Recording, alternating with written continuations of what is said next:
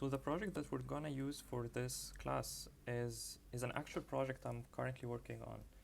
And the aim of this project is to do data-driven market research on the Play Store. Meaning that for a given query on the Play Store, I want to answer 3 questions.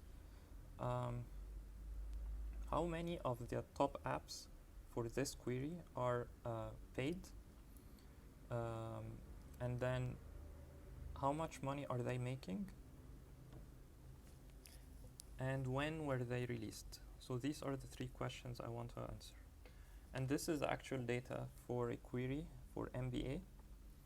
So you have the title of the app, description, number of installs, the rating on the Play Store.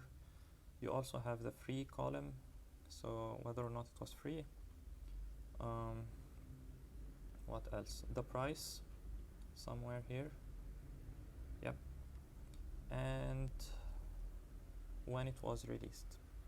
So this is the data that we're going to be working on and to answer these 3 questions.